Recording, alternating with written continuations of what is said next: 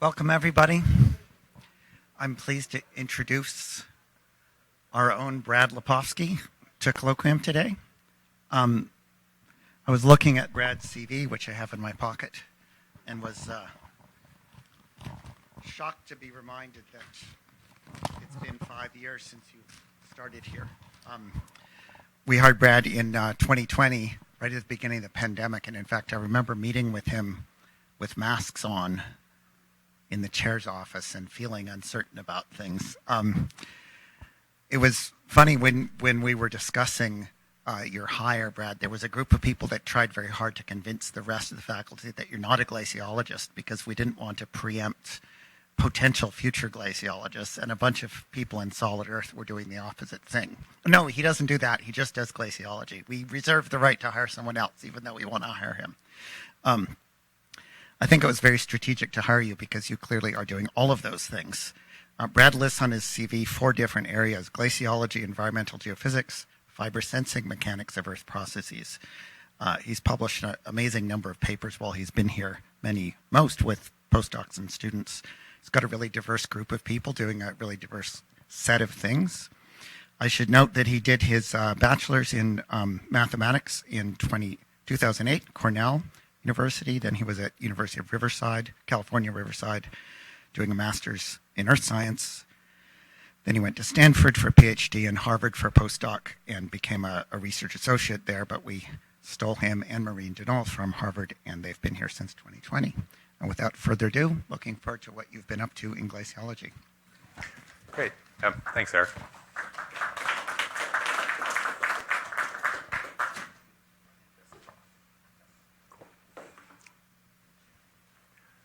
Yeah, so to start out with some acknowledgments and also acknowledge the folks who worked on different parts of the project as we go.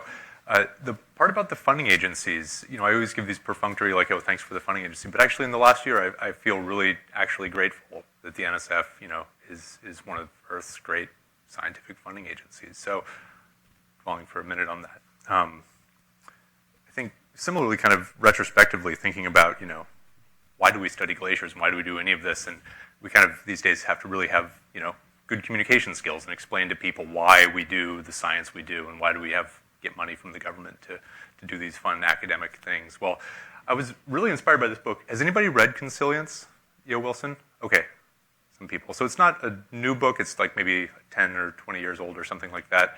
It's really great. I really recommend it. You can tell I like it. I put it on my first slide. It has this idea that Wilson expressed that really there's a fundamental unity of all knowledge that can be expressed in scientific terms, but also that scientific terms can kind of blend with other ideas from the humanities, and that really what scientists can offer is the idea that, we have some insights into these really big questions that people care about, like where did we come from and what comes next. And so that kind of motivates the study of glaciology too, right? Glaciology gets at these things. 2 basic reasons you study glaciers is to get the ice cores out so that you can understand Earth's past climate, and also because as dynamic parts of the Earth system, they actively shape the Earth system, and they can have some say in what comes next, especially when you think about things like sea level rise. So the talk outline kind of follows those 2 trends. We start out with very cold, pretty stable ice. It's extremely stable in the sense that it's probably been basically where it is today for the last 5 to 10 million years, we think. And then we'll look at a place that's the opposite, a place that's changing really quickly, where there's lots of melt. You do field work in T-shirts. And this is the Store Glacier in Greenland. So to speak of the first part of these amazing sedimentary deposits, if you want to call them that are ice cores, right? Ice records its own history. It records the history of the atmosphere directly in trapped air bubbles. That's just because, right, ice in glaciers is different than the ice that you get in your freezer because it forms from smashing snow down slowly over the years. And when snow obviously has a really light density, has a lot of air in it, well, the air gets trapped in bubbles as it compresses, and those air bubbles can get to be really old if you know where to look. This is a photo from field work that, I guess, from this group only, I guess Ann Lee was the UW representative this year in the Allen Hills and the Coldex project, so taken about 2 months ago. We think this ice is probably about 4 million years old, this picture. So the traditional view on ice cores is that you want to go to the middle of the ice sheet. You find a place where it looks like this, where it's just layers all the way down. You can actually get pretty far just by counting them. This is an artistic rendition of the Epica dome sea core. And get pretty far just by counting them. You can do things a little bit fancier than just counting with your hand. You can count with a computer or do other things. But it's basically layer counting all the way down. And when you look at the air bubbles, people have kind of recognized for decades that there's just really basic insights into the Earth system that you get by looking at the records that emerge. For example, there were ice ages. These ice ages were about 100,000 years in duration for the last million years, and before that, they were about 40,000 years. Although I just did a trick. In the last two slides, I switched from an ice core record to a benthic foram record, because we actually don't have ice cores for the most part that are this old, at least not continuous ones. They all end at about just under 1 million years, at least before the project I'm about to show you. So it's a big problem, right? If we could have ice cores that were older, then we would have direct samples of ancient atmosphere. So far, we don't even have them back into the 40,000-year world. So that's kind of the immediate target, is can we get ice cores that go back into the 40,000-year world, give some insight. I won't give a whole talk just on what people think caused the transition from a 40 to 100,000-year world. But we'll just dive into this. Can we get older ice cores? So we go to this place, which is the Allen Hills, where I think Jam's been 3 times, and who else is here? Liam's been, Margot's done a ton of work there. Yeah, so lots of people know all about the Allen Hills. We'll look at some ice cores here. The Allen Hills has actually been known for a lot longer for meteorites. So this meteorite, you might remember Bill Clinton, if you're old enough to remember Bill Clinton. He went on national news and said that there was Martian life in this meteorite, and then had to retract that statement later. And I don't know exactly what he thought. Maybe, astrobiologist, do you see the ancient life in this image? I don't know what he was looking at, but it was filaments. Filaments. Do you have to zoom in more, or can you see it? Yes, it was Okay. curious scale. Okay. Yeah. So you'd have to zoom in a lot more.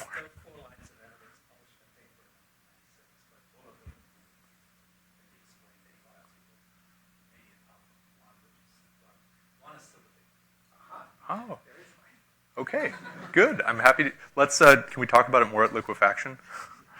Yeah, I think so. So the ice is really old because these meteorites get pushed to the surface. So we've kind of had this idea for a while. Oh, the ice here is really old.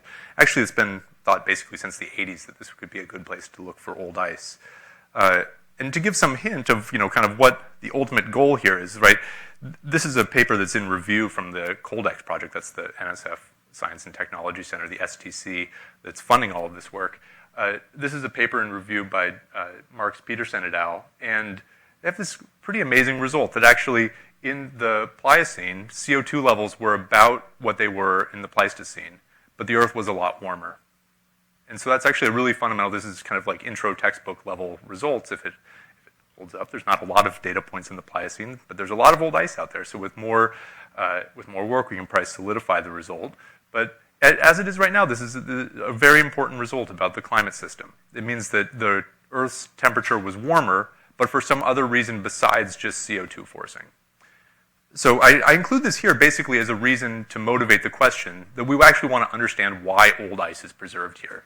And we're going to see that this is a really weird place. That the old ice is preserved in nooks and crannies, and it's folded and twisted, and that it's actually quite complicated, the story about why the old ice is preserved where and how it is. But the geophysics can help understand that. This paper from 1983 called poetically Catch a Falling Star, Meteorites and Old Ice. It was kind of the first attempt. And I always think it looks kind of like a ski jump. Like if the ice were moving really fast, it would just launch up in the air over the Transantarctic Mountains. And so it's a reasonable attempt. So the idea is there's these blue ice zones. I'll show you in a picture in a second. The ice is really blue there. The snow, because of the katabatic winds and the cold temperatures, sublimates. So it goes directly from the solid phase to the gas phase. And there's blue ice, blue glacier ice exposed at the surface with no fluffy snow on top of it. And so this is, it makes enough sense. If there's blue ice there, if the surface is holding its position vertically in time, then that means that there must be vertical ice flow. We're not arguing that there's no vertical ice flow, but we'll see it's a little bit more complicated than this. And the immediate evidence that it's more complicated than this just comes from dating and coming up with an age-date relationship. A depth-age relationship. And what you see when you do this, there's a lot of innovation, by the way, that goes into getting these ages. The basically the use of argon-stable isotope ratios to date ice that's significantly older than other ice that's been found in continuous cores. You see it gets older as you go down, except near the bottom. It gets really jumbled. And so you see here that, so the red and blue is just showing the basal-most layers of both. The age, which is the horizontal axis in millions of years, it goes, red goes to the right, then to the left, then to the left more, then to the right, then to the left, then to the right. So it gets older, younger. So the ice is folded, basically. If you had a core that was stratigraphically continuous, it got folded so that somehow the young ages now appear underneath the older ages. And so I really want to figure out why that is and exactly how that happens and why and when and where. And we're not totally there, but I can show you a bunch of cool work we've done in that direction so far.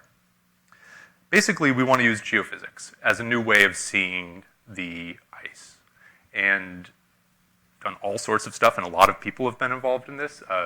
Most of them, all of them at UW.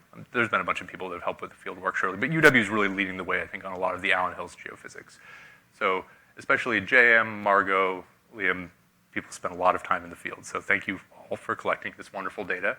The stuff that I'm going to focus on in this talk specifically is work that JAM's led that is, includes borehole temperature sensing, distributed temperature sensing with fiber, distributed acoustic sensing with also with fiber, and a borehole tilt meter, which is part of an instrument package that we deploy at the end of an optical fiber cable. And I'm actually not going to talk at all about fiber sensing methods. I think at this point they're fairly well established, and we can just think about the distributed temperature sensing, the temperature estimates from fiber as just being a bunch of thermometers that are collected in some nice way. And similarly, the distributed acoustic sensing data is just basically just seismic data. It's kind of a weird special seismometer, but we just think about it as a seismometer. But I'm happy to take questions on that if you want to know more about how all that stuff works. So I'm just going to jump right in and look at some temperature data. So this is a map of the Allen Hills, and you can see it is actually really blue. And we'll look at this profile here along the dashed red line. The red dots over here are ablation measurements, so you can get a sense of how much the ice is ablating. On an annual basis, it's about 5 centimeters per year at most, in many places less. But anyways, we'll go through this line of sites that goes right through the ice cores that have been collected. And I'll tell you right away, the Alhic 1902 is, I think, to date, the oldest ice that we have. So this slide is showing both the radar data along that transect and interpolated temperatures from the boreholes along that transect. The radar data is beautiful, it's high resolution, it shows all these really complex features. And I think the main thing to say is that modeling ice flow over a bed that looks like that, where the bed pokes up to the surface and there's 45-degree bed slopes, it's very three-dimensional, this is not a standard textbook glaciology ice flow modeling exercise. None of the standard assumptions about the ice being shallow relative to the horizontal scale, about bridging stresses being unimportant, none of these assumptions hold. And so you actually have to model what glaciologists call the full Stokes approximation, which is just to say that you don't neglect any stress terms. And we do that in 3 dimensions, and we do it with thermomechanical coupling, so we get an ice viscosity that's consistent with the thermal state. I can talk all about that in more detail in a second. But first I'll just show you just intuitively what I think is going on here. So this picture on the bottom, you're seeing the temperature, and to a really good approximation, it's just in geothermal equilibrium. So it's the analytical solution for geothermal equilibrium is just the top is at the average surface temperature, and there's a slope, which is the geotherm. So to a good approximation, it's almost a straight line. However, we have really high resolution temperature data. It's collected at 25 centimeter accuracy, and it has about, the precision is about, we'll say 5 millikelvin. So we can detrend those nearly straight lines and see these buried anomalies in the ice. We see that there's cold ice in the middle of the glacier relative to the geothermal profile. So it's a really small anomaly. It's on the order of a 1/10 of a degree C or smaller. But fundamentally, this places a really basic constraint on the ice flow. This cold anomaly in the middle, which is fundamentally due to cold temperatures at the surface being pushed down, is not consistent with the ski jump model. The ski jump model pushes warm temperatures from the bed upwards. So to make it very simple, and there's some other complexities here, we could talk about how the past temperature in the ice sheets and past climate also affects this, but to make it very simple, if you have an upward velocity, you get an anomaly that's red in the middle because you're pushing up warm temperatures from the bed. The warmest part of the ice column is down low. And if you have a downward velocity, you get a cold anomaly in the middle because you're pushing down the cold surface temperatures. Again, it's a little bit more complicated than that, and JAM's done the full 3D modeling to show that this is consistent also if you include the past climate. But what we do think is going on, because I've said a lot about what I don't think is going on, is this. So this is a transect going through a kind of illustrative region of the flow. And so we see that the ice is flowing around this obstacle, this nunatak.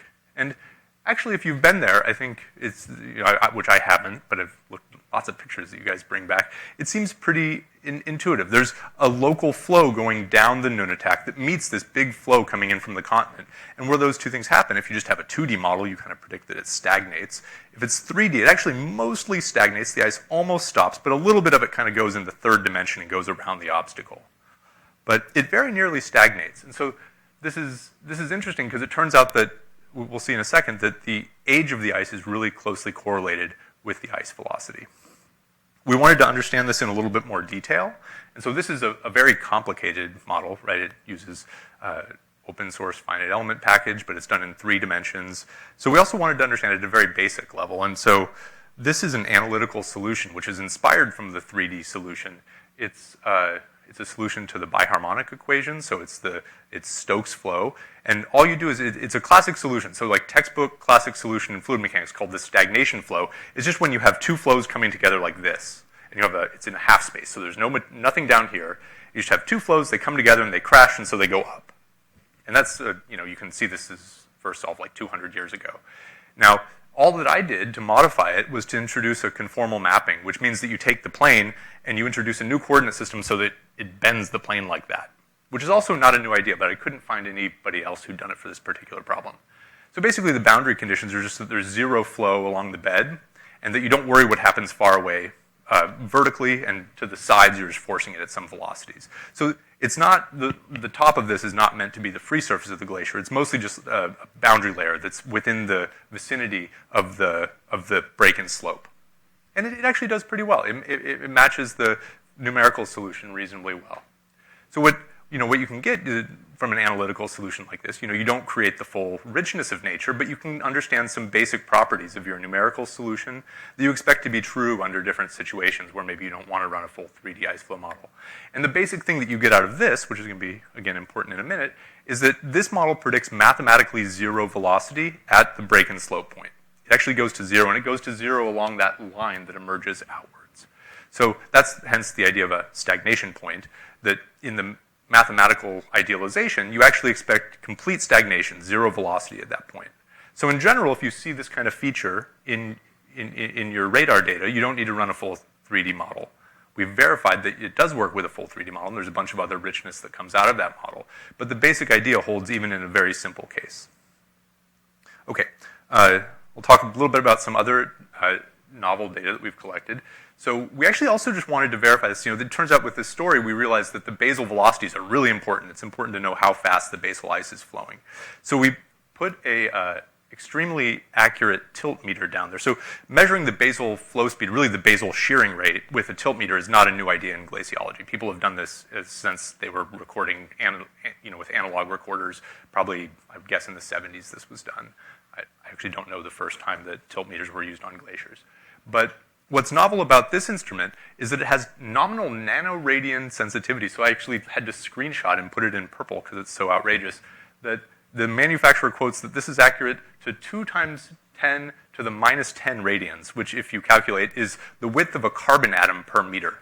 And so we didn't validate that, but it turns out we calculated that, we don't even need nanoradian, we just need a milliradian per day is all we need to measure, 1 to 10 milliradians. So this is actually the reason this slide has a different font than the rest of the slides is because I presented it 2 years ago when we were still designing it. And I'm happy to say that it was only off by about a factor of 10, which is, I think, fine. If it was too close, you would think that I lied about this slide being unmodified from 2 years ago. And if it was too far away, I'd sound like I didn't know what I was talking about. So I think a factor of 10 is the perfect amount to be wrong by. and it's still well within what we can measure. So needless to say, now we want to use this measurement, which just came back. We measured this, I think I got this number on January 9th this year. So now we want to iterate and find a way to incorporate this in the ice flow model to actually improve the solution.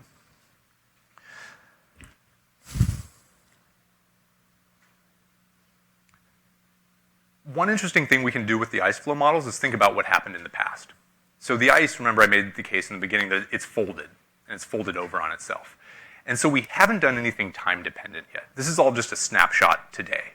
But I think we have a good case that we can go to another flow line and do a sort of space for time substitution, because the ridge that the ice, the nunatak that the ice is flowing down and making this convergent flow, the ridge in 3D, it drops down in the other direction. And so if you go just a little ways further down, the ice is flowing over the nunatak. And I think that could be like what happened during the LGM. I'm not totally sure. And actually, there aren't really any ice sheet models that are calibrated to try to recreate what we think the ice thicknesses were in this area. So I'd say it's actually really basically a wild card what the ice thicknesses were here in the LGM.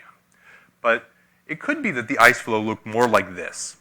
So this is just another cross-section in the model. 2 cross-sections. This is the one I showed before. This is a different one where the ice is flowing over the ridge because the ridge is shallower.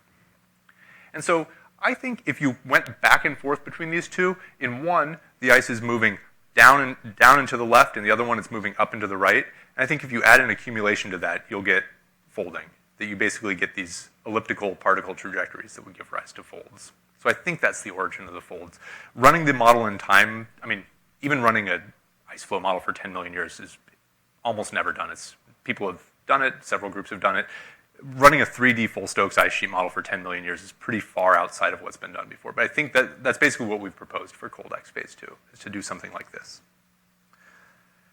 So I'll finish with one kind of fun story and a result and a story, which is this figure. So we want to prospect, we want to find places to drill for more old ice in the future. And so we want to somehow simplify and distill all of these complicated 3D models down into a single thing.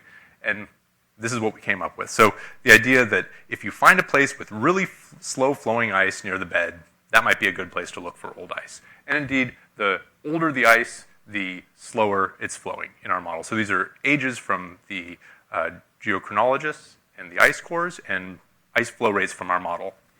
And so we made a lot of versions of this, and there were a lot of details to get right, and we checked the resolution and all this stuff. And there's always this one outlier of ALHIC 2301.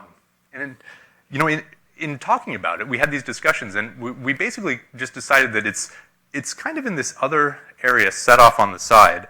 I can show you, actually, it's important to the story where it is exactly. It's up here. And I don't know, this ice is really old.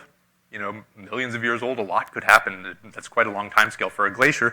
So maybe this was a mountain glacier that was perched on the topography when there was no ice at all over here.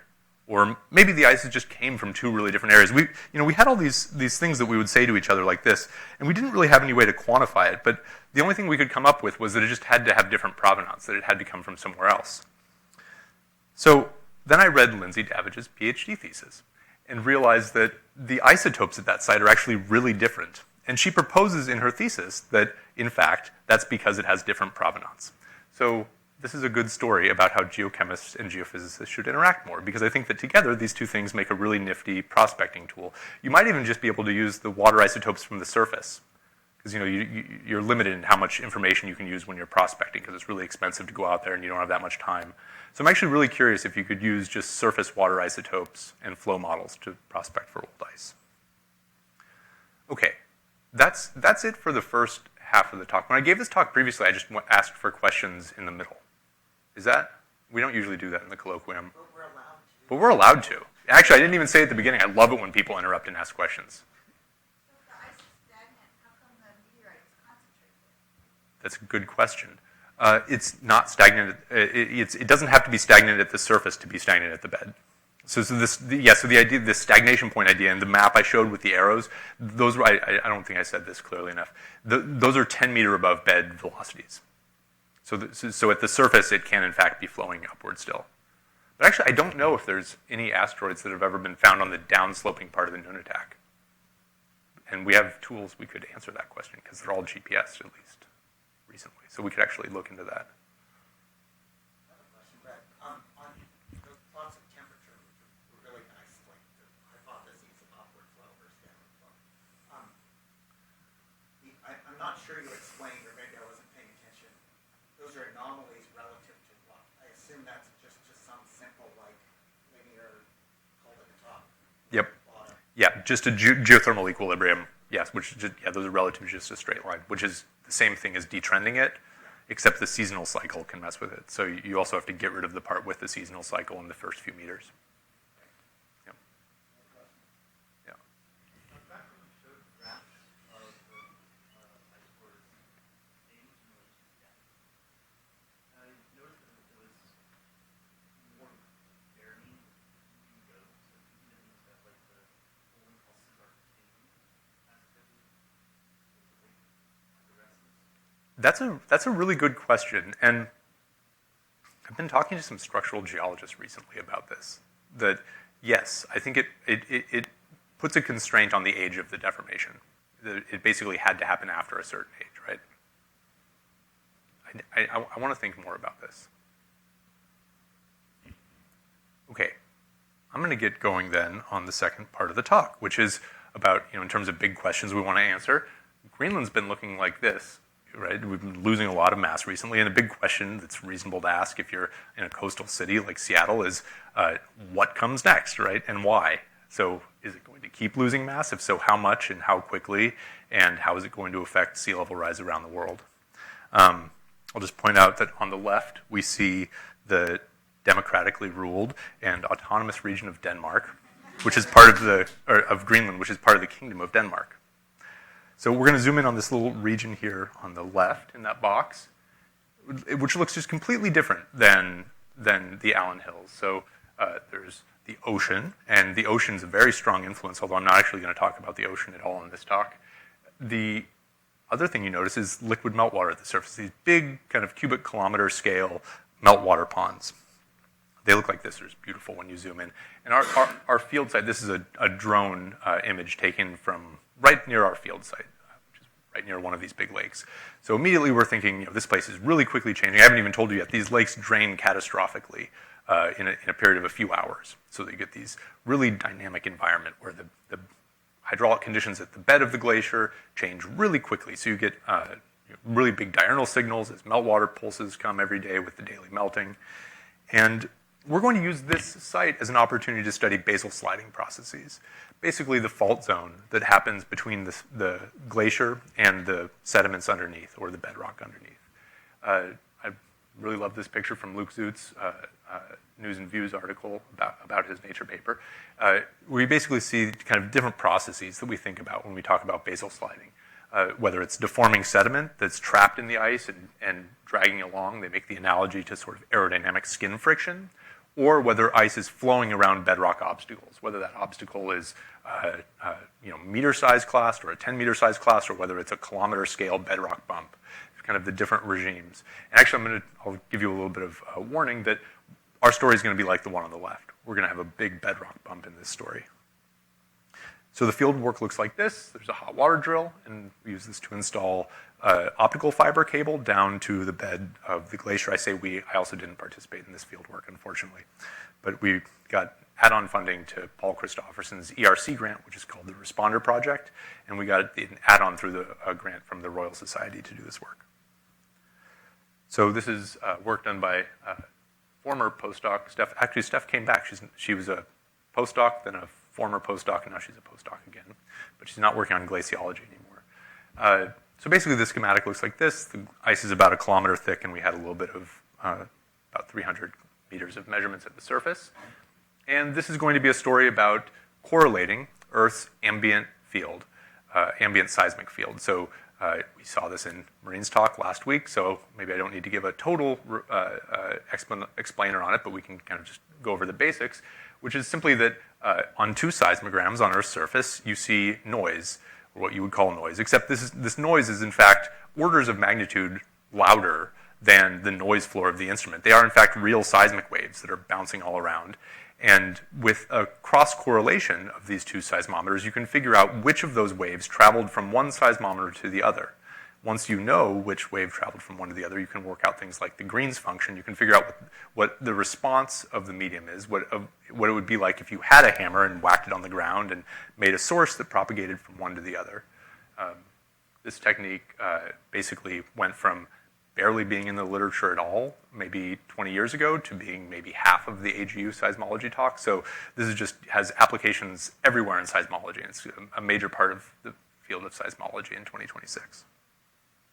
Remarkably, when we do this in the borehole, the data are just amazing. So we're able to recover up to 50 hertz, P and S waves. So I don't have the comparison to show you here, but I have another figure that this is much better than we could do with active sources. So we actually couldn't recover S waves or even bed-reflected P waves from the active source we had, which was just Paul trying to swing a hammer really hard onto a metal plate. So he's a strong guy, so I'm sure he did a great job. There's a bunch of remarkable things to say about this, but what it really means is that even at these high frequencies, there's just a ton of waves that are bouncing around vertically in the ice sheet. And actually, if you stop for a second and just think about basic seismology, that makes a lot of sense, because in fact, the critical refraction angle should be pretty low. So any waves that are too shallow are just going to get refracted out, and they'll go into the bedrock. And so actually, you get a lot of vertically propagating waves that bounce around at a really steep angle inside the glacier. Okay, that's sort of level 0. Then level 1 is that we can do this repeatedly. We can make an image like that every minute, or I think this is, does it say on here? I think it's every minute. I forget exactly what the time spacing in these figures is. But we can do it repeatedly for 5 days. And when we do that, we can do interferometry between the waveforms. So that's just to say, right, interferometry, measuring phase differences. This is the way that humans measure the smallest things that we're ever able to measure, whether it's LIGO, measuring gravitational waves, or certain types of microscopes that have extremely small resolution. This is a great way to measure really small changes in things. And in fact, with seismic waves, you routinely nowadays see papers that do velocity change modeling where you're measuring sort of 1/100% change in the seismic wave speed. So it's very sensitive to small changes. Now, you might ask, well, why would the seismic wave speed change, right? Like Hooke's law, stress should be proportional to strain. Well, we're actually looking at changes that are so small, there's small nonlinear effects that are superposed on all of that. So this is sort of a layer above the typical story that you learn in an intro seismology class, where there's actually really small changes in the seismic wave speed that could be due to an applied stress, or to small temperature fluctuations, or small changes in liquid water content, things like this. Okay, this is all enabled by some software that Steph wrote called SizeBase and SizeNoise. So these are GPU native Julia language codes that are super fast, and I think everyone should use them. So the answer looks like this. So I'll explain what we're looking at here a little bit. So the colorful plot in the middle is the change in the seismic wave speed as a function of time, left to right, and as a function of depth going through the ice column. And we see that the main pattern is that there's a diurnal periodicity, and that's correlated with changes in the ice flow speed and the basal water pressure, because they also have a diurnal periodicity, and everything with a diurnal periodicity would basically look similar, just with different phase lags. And so something is straining and pulling apart the glacier in a way that's making these small changes, about order 1%, which is actually pretty big for this method, about a 1% change in the seismic wave speed diurnally. Now, I did this processing in a very deliberate way. So it's chosen to have half a second window in the S wave. And I can talk a little bit more methodologically about how you do that. It turns out we can isolate the S wave so well because it's DAS data. We can do a wave number frequency filter and actually really specifically isolate the S waves. But I'll reserve for more questions if someone wants to ask about that. The important thing is I can also make other really specific focusing questions about how to analyze the wave field. And when I do a narrower focus, so that first focus was very broad. I have a very broad area of sensitivity, and I see these basically depth-independent changes. When I focus very narrowly around the borehole, I see this plus minus plus pattern, that the top and bottom are out of phase with the middle. And my claim is that we can understand all of this, and it's quite consistent with a basic, widely accepted model of glacier flow around a bedrock obstacle. And in order to explain that, I have to say a little bit about the different processing I did. So just about what seismic waves are sensitive to. So these are these are all done with autocorrelation, so I'm just correlating one channel with itself. And this is the sensitivity kernel of that calculation. So there's just an autocorrelation in the middle of the ice shelf. And I chose the parameters for this just to be intuitive. This isn't what we actually did. So I made it really sharp at 100 hertz, and I made it at a time which is far, so the waves didn't have enough time to propagate to the edges. And you just see a circle, or a half circle. Because for any finite window, the sensitivity of an autocorrelation function is just a sphere around how far, like a shell, around how far the waves are able to travel. And since it has finite frequency content, it has a little bit of thickness. If I make the window longer, it makes the shell thicker. And if you make it, if you go longer duration, eventually it reflects off the bed and the surface and things get complicated. But at least in this simple case, it's really simple what you're measuring. So if I say that the autocorrelation at this channel, the dV is something, it's just some neighborhood around that point. This is the kind of easy case. So in this case, I've gone further out, and I still have that 100 hertz pulse, so this is higher than what we actually use. But now you're starting to see reflections off the bed and off the surface, which I just idealized here. This is a simplified model. It's not a realistic wave propagation model. It's just for intuition's sake. You see, they have a different sign. Because the top is a free surface, it's stress-free. The bottom, I say the bedrock is rigid, so it has zero displacements. So you get this big blue-yellow pattern, right? Because one wave changes sign, the other one doesn't, because of the different end-member reflections. So then finally, and this is close to what I actually use in the model, you blur it out by using lower frequency waves. And when you do that, you get this interesting result. So again, the horizontal axis here is distance from the borehole. So there's actually like a rotationally axisymmetric view on the sensitivity. You see that blue-yellow near the borehole, but then further away, you see yellow and green. So you actually have reduced sensitivity at the bed. Green is 0. And the scale's all normalized here to make the units work for the green's function. But the important thing is here, you have more sensitivity at the top than you do at the bottom. And we hadn't initially corrected for this. So, you know, the problem we're trying to solve here, just to step back here a minute, right, is you have this crazy pattern, and immediately you think sensitivity kernels. Like, what are we actually measuring? You know, is this just some bias because of how we did the processing? And then we realized that we can actually really specifically zoom in on different areas of the glacier to ask these questions. So as I said, there's less sensitivity near the bed, and you have to correct for that. So this is just the depth integrated version of the previous slide. Or sorry, the horizontally integrated version of the previous slide.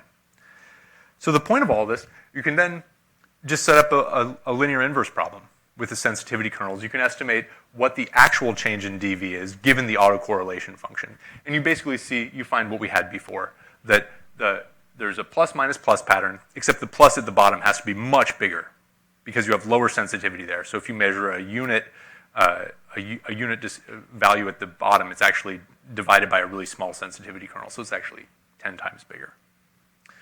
So this did not change the plus minus plus pattern, which is actually the basic thing we're trying to interpret here. So that's good. Okay, flow around a bedrock obstacle. This is actually taken from, it's extremely similar to the widely held theory about how glaciers flow around bedrock obstacles. Usually, people just use this theory right in the vicinity of the bed to come up with the idea that there's a kind of power law strengthening relationship between the velocity and the stress at the bed of the glacier. So the physics that go into this calculation are present in virtually every ice flow model. So there's nothing controversial about how exactly I calculated this. However, usually, people don't look at the solution away from the bed because they just want to parameterize what's going on at the bed. And also, the other big difference is sort of technical. They don't account for the free surface, so they're not allowed to look at bedrock obstacles that are bigger than the depth of burial, than the ice thickness. So this is also an analytical solution that I derived. It's actually very similar to the biharmonic solution I showed in the Allen Hills. They're basically the same mechanics of how you actually solve the equation, impose boundary conditions and stuff. And to my knowledge, it's also not appeared in the literature. But basically what you're seeing is just, this is the perturbation to a flow. So if you're wondering why the ice flows straight into the bedrock, it's a perturbation on top of a sheet flow, just on a flow down an inclined plane. This is the first order, higher order correction to that flow. And what you see, I'll just focus your attention on the curves on the right, is you see the plus minus plus pattern when you integrate the deviatoric, the third invariant of the deviatoric strain. Actually, you get a similar pattern with all of the components of the strain rate tensor. So to summarize, I'll say that what we're looking at in the vertically integrated pattern, this arises because we've integrated out all of the variability. The integral over the wide windows is 0. It's a periodic solution. So if you look and you average over the entire bedrock bump, the plus side and the negative side average to 0, and you get no depth variability. And when you average over a short window, you suddenly become sensitive to the length scale of the bump. And that length scale of the plus minus plus pattern has to do with the horizontal extent of the bump and the fact that you're flexing the ice column. And we can actually directly image that. So it's pretty cool. We have this new seismic imaging technique that can teach us and give us insight into this classic problem in glaciology about how ice flows around obstacles. So that concludes, and I just wanted to summarize a little bit, to step back and think about these as the mini lives of glaciers. So we've talked about archives of past climates and evolving thermomechanical systems, kind of these extremely different dynamics and the archive aspect. Folks like in my group have also recently published on Earth system analogs, ocean interactions. But so that's what we've done in this talk. I really quickly, it's just going to take a few minutes. I've got some good stuff I want to show you. We already did questions halfway through the middle. So I'm starting to get interested in what happens with the atmosphere. So now this is kind of a forward-looking project, something that's in progress right now. So bonus, part 3. It turns out Antarctica has been gaining mass for the last 5 years. And we know this from GRACE data, and actually through no other mechanism, because GRACE is basically the only thing that is really able to directly measure the mass change of glaciers. There's great satellite altimeters, radar altimeters, laser altimeters that have finer resolution, but they all require correction for the firn compaction rate. And so there's big uncertainties. And in fact, the place, so you might wonder, it's kind of washed out. I promise you, the entire interior of the continent in this image is very lightly rose-colored.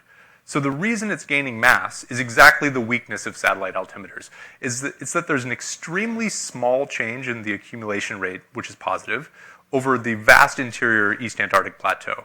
Now, the reason you can't measure this very easily in situ is because if you were just to go and you put in a mass balance stake, which is the traditional glaciology method, at the level of sort of this like millimeter per year or less, when you hammer in a stake, snow drifts around it. Or maybe it scours around it and deposits right next to it. And it just becomes a very difficult in situ measurement to make. So my solution is to put a snow pillow underneath the glacier. So a snow pillow, you might ask, what is that? It's basically what the SNOWTEL sites use, like this tragic snapshot from this morning showing that we have no snow in the mountains right now. And you can't even go to Wyoming and find better snow there. There's just literally nowhere with snow right now. So these sites basically since the 70s have just had a big antifreeze bladder, just a big sack full of antifreeze that you make a pressure measurement in. Pretty simple. Snow falls on it. It measures the increase in the weight. That's related to the snow. And it's quoted on the website being 1/10 of an inch accuracy, so it's pretty good.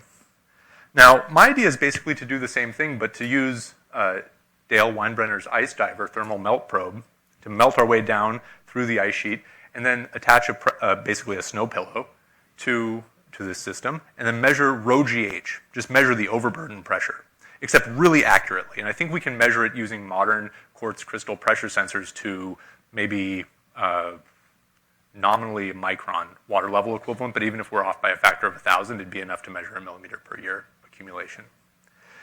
So you can do simulations, and anyone who took continuum mechanics in the fall will recognize this because this was one of your homework problems. This is the Boussinesq solution, which is just how you calculate pressure. And the main thing you get out of an analytic solution for pressure, and I just have some random forcing at the surface, is that you have the sensitivity is an exponential in kz, where k is the wave number at the surface. So basically what that means is that you average over a bigger area the deeper you go. Right, if you're able to see things that have variability at wavelength longer than your depth of burial. So there's an advantage to putting the pressure sensor deeper. The deeper you put it, the bigger the average is, and the more that you get away from these small scale things like wind dunes and wind scour and all these things that confound other types of direct measurements. So this is kind of the busiest slide so far, but basically it just has some of the numbers I quoted about the resolution. But the important thing is I really want to take this to Dome A because it's just it's the summit of Antarctica. It's also the place potentially with the least well-known glacier mass balance on Earth. It's commonly quoted in the literature using scare quotes as less than a millimeter per year, because of course, how can you measure a millimeter per year with of snowfall with a ruler? You really can't. And so I think it's the perfect place to go. I also love the idea that the Chinese are drilling an ice core there, and I would love to collaborate with them and go deploy this in using their huts.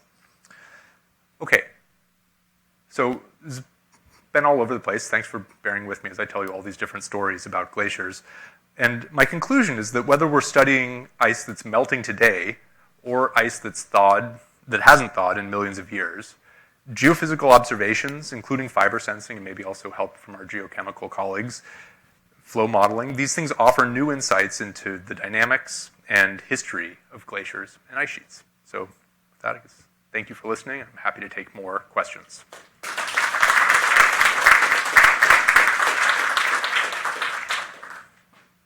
Thanks so much, Brad. I'll walk around with this if people would like to use it.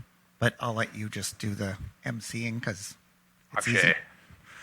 Thanks for that talk. I haven't thought much about this. This might be a dumb question, but the strength of the diurnal signal in the winter. So if you were to be able to put a sensor there all winter, what would that field look like? Yeah, it's crazy. So there's been work done trying to address that issue. Remote sensing, fewer with in situ observations, but there's really interesting seasonal dynamics because the subglacial hydraulic system, it reorganizes on a seasonal basis. So the ice at the bed is usually at the melting point, at least in this part of Greenland it is, and that means that the channels are very low viscosity. They creep closed very quickly. So as soon as the water pressure goes away from the high melt season, they creep closed, and you transition probably away from this kind of efficient big channel drainage system to sort of a more distributed sheet flow. And I'll just add that what I just said is basically the standard view on these things. Like there's a dozen papers in the last 20 years that kind of have developed that whole story from different angles.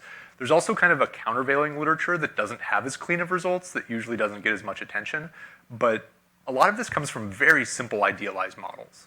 And so I think better observations, and really observations at a whole new scale, like what you can do with fiber sensing, where you can just have orders of magnitude more observation than you had before.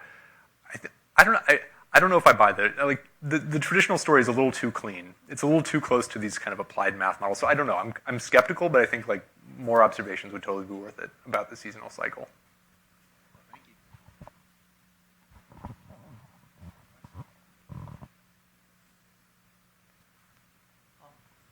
So from left field, I have a comment on this story that's going on where they're drilling in the Thwaites Glacier now, and it's been on the front page of the New York Times and stuff. I was just wondering if you have any insights into that or comment. Oh yeah. I mean, I follow it, but just indirectly because I'm not directly involved. We're actually working with people at BAST to talk about proposing a fiber optic cable, permanent seafloor cable at Thwaites. But this would be like, years down the road. No, things that are going on at Thwaites, yeah. I mean, there's a bunch of interesting stuff going on at Thwaites. Peter Neff is trying to collect an ice core on a little dome nearby there that has a really high accumulation rate. He's a former grad student from our department. In terms of things that followed more directly, Dominic has done a bunch of interesting work with the seafloor fiber optic cables, and the only other deployment that's, I'd say, don't want to get in trouble and neglect anybody, but I'll say the only other deployment that's even kind of analogous to what Dominic did is at Thwaites, where they have a cable that they deployed vertically through the ice shelf and then down to the seafloor. They have a long-term measurement. And we see a bunch of interesting things. I actually just emailed Dominic last week about some cool ocean wave phenomena, some mixing processes involving overturning that I think we see in our Greenland data set, what we do see in our Greenland data set that they also observe there. Overall, I mean, Thwaites is fascinating in terms of the things I talked about. It's the big red bulge in the mass loss signal in Antarctica. So it's, I think, one of the big questions. There's a lot of uncertainty in the next, we'll say, large scale, say 1,000 years, about whether these mass gain processes in East Antarctica will outpace the mass loss processes in places like Thwaites. And I think I'll just say that. I think that's a controversial. I'm not sure how much of even a controversial statement that is in the glaciology community. I know some people would agree that it's uncertain. I know that some people would also fall on one side or the other. So, yeah, that's exactly the reason we want to make better mass balance measurements.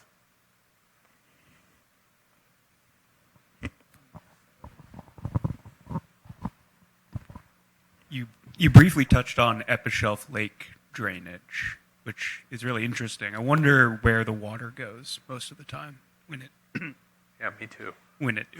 Does it always end up back in the ocean, or can it go other places too?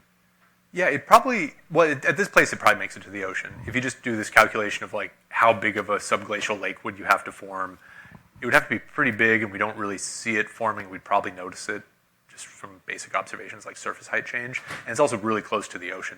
In some cases, you can actually see the turbidity. You actually notice the fjord waters become all turbid and mixed after these lake drainage events. So we actually know that it makes it all the way to the margins.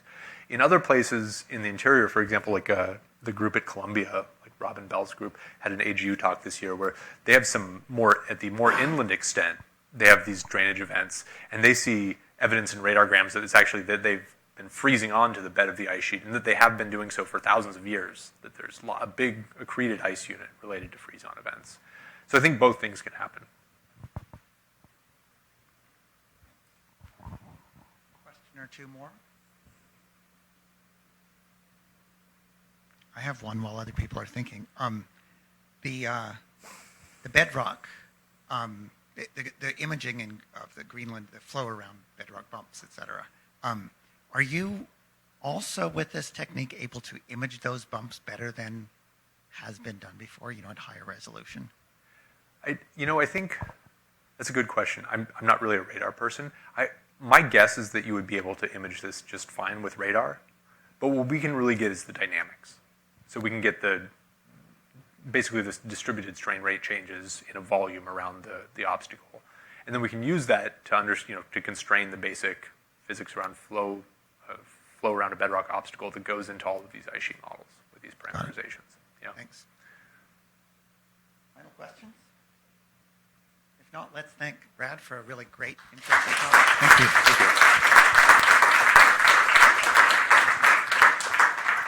Also, I'm going to liquefaction right now, and I hope you all do too. I was going to say, I think All there is of you. liquefaction. See you there.